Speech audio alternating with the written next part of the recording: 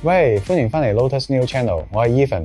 今次聚焦3款近期人氣爆燈嘅 Web3 策略同模擬遊戲，有中世紀戰旗，有 DeFi 元宇宙，仲有 Telegram 點擊即玩嘅模擬城市，全部都有重大更新。鍾意燒腦同經營嘅朋友，記得睇到尾。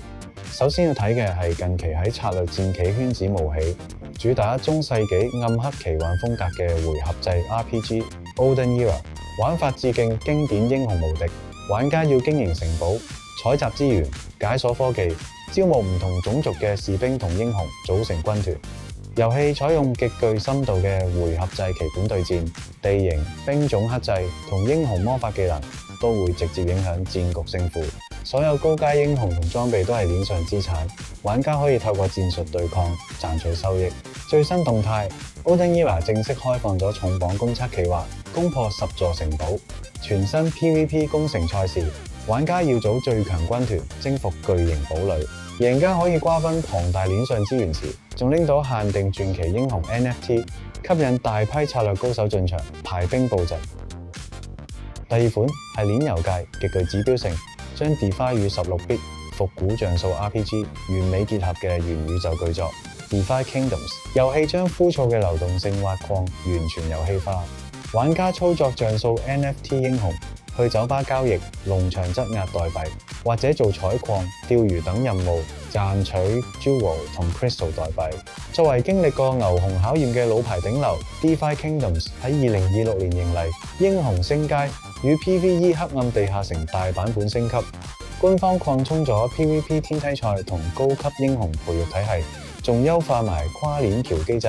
玩家可以用高階英雄組隊挑戰更危險副本，獲得高流動性代幣分紅。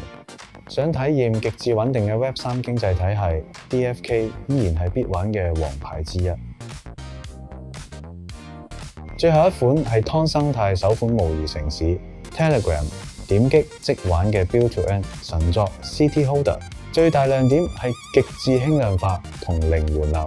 打開 Telegram 小程式就可以即刻建設你嘅夢幻都市。你要規劃住宅、商業大樓同工業設施，吸引居民入住，透過提高人口同滿意度嚟產出遊戲代幣。City Holder 近期正式啟動全球社群大獎賽，發佈咗最新 CT 代幣、空投同質押生態。官方喺 Telegram 內置公會聯賽，玩家可以加入家族或公會，集合全體成員嘅城市規模，競爭全球排行榜。隨着湯生態狂飆，呢款結合模擬經營同社交空投嘅 Telegram 鏈遊，正吸引數百萬休閒玩家每日上線收稅同建成。3款遊戲，3種完全唔同嘅策略與經營法則。有人靠戰棋攻城，有人深耕 DeFi 元宇宙，有人喺 Telegram 建成收稅。2026年 Web3 策略遊戲嘅多元化遠超你嘅想象。有興趣就快啲去試玩。鍾意呢條片嘅話，記得 Like、Share 同訂閱。我哋下次再見，拜拜。